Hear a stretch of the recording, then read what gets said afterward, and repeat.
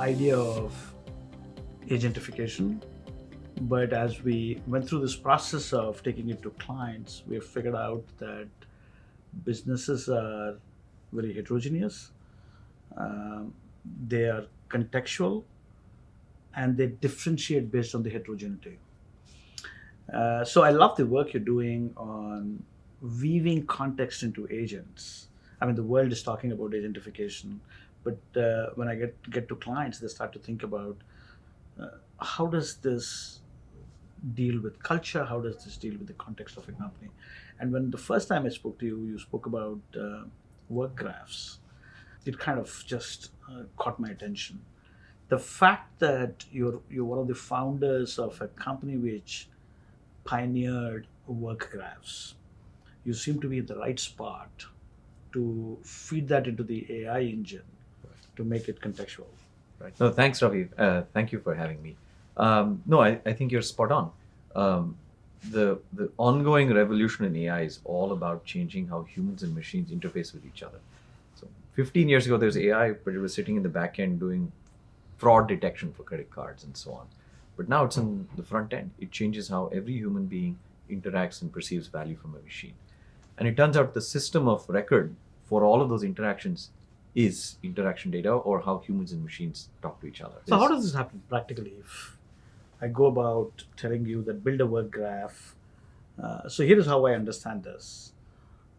You watch what a human does, and then you take that interaction data in a work graph. There is some pattern around it, and you Right. feed it to the LLM. Right. And on the other end, if there is output which is used by a human, it has context. If there is output in action, which is an agent, Right. then it has context, and it is then kind of customized to what an enterprise looks like. That's how I saw it simply. But if you have to put that in motion Right. and implement it for an organization, how would you go about it? I think you more or less captured it, which is first and foremost, what is all of this work graph interaction data about? It is the tribal knowledge that is specific to a team, to a process, as to how a specific team gets a process done. Right. So how do we capture that tribal knowledge? Well, that tribal knowledge, it turns out, is the very way in which the team does work. So there's an So do you agent. install a software? There's an agent that runs on people's machines. People know it's running. And it's an AI agent or a... It is. It is actually a model that Mhm. runs on people's machines. People know it's running. Now, the goal is not to discover what is, for example, Ravi doing, to name a person and to ask what they're doing. That's the historical time and motion studies. How many hours does a person work? What do they do? That is not what we're doing. In fact, we don't allow for that. So at the point of capturing what the person is doing on the machine, the person is anonymized because we don't want to know who did what. Got it. Instead, then you take all of this data across the team and you aggregate it. Mhm. So now you've in aggregation lies anonymity. Got So you it. now focus on the team. So you got knowledge on the community. Exactly. Got Now it. you have tribal knowledge on this community. Now you take this data and you start to find patterns in it across the team. And is that done by humans or it is actually It's machine driven? entirely automated. And to Okay. find patterns in this data, to find sequences in this data. For example, is the team doing the same process one way or 80 different ways? For all of this, now you have a whole new class of models Got it. that find these patterns. And at the end result is you find all these patterns, put them together, and you produce this map of how the team got work done. What technology did they use? What steps did they execute in what technology, in what order, what sequence, what are the variations? Where did they slow down because of the technology? What patterns were repetitive, etc., and so on. And that map is called as the work graph. And what happens next? How do you feed that to the LLM? So once you have this map, right, now you have an LLM. The LLM only knows what happens within its walls or within its boundaries, what Right. you do. And so let's say you're about to use a language model to draft a contract. Mhm. Now, if the model knew what were the last 10 steps or 20 steps that you did, if it had that context, it would draft a more precise contract that is specific to your team.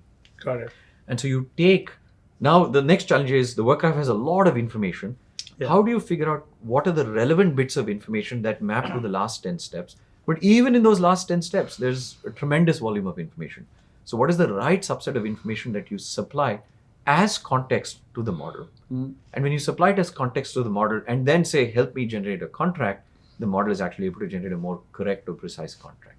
So effectively, you're taking a generic AI agent and making them contextual to a Exactly. organization, and when it's contextual to an organization, it's like any of your teammates. Yes, actually, I'll go even further. We're making it contextual to a team in an organization. Perfect. Because no two teams are alike, usually, right? Absolutely. So how do you wean in the information needed to build the context? Is that again done by the AI model you have, It is. and that is uniquely a work interaction AI model which you have built over the That's years? exactly right. Because it turns out to understand this interaction data, to find sequences in it, then to figure out what to prioritize, what connects to what, etc., and so on. For example, if you observe someone clicking 5 times, can you decipher their KPI? That's not a trivial problem. So what you're capturing through these word gaps is keystrokes, what systems they're accessing, what technology they're accessing, what functional teams they're interacting. That's right. And in addition to that, also there's a lot of metadata on the screen. In addition to what they're accessing, there may be information on the screen that they're not accessing, but may be useful as well. So all of what you said, plus all the data they did not interact with, put together is. And sometimes shortcuts. That A too. lot of teams Yeah. have tribal knowledge of shortcuts they use. And it shows up in the graph. It shows up in the graph. Yeah, because you start to see patterns. You'll see, some teams, in certain teams, most of them are doing work in a certain way, and then a subset of them are doing work in a much shorter way. And then you begin to ask why, and you'll figure out that because these few people have actually figured out shorter ways of achieving the same outcome, and that shows up in the work.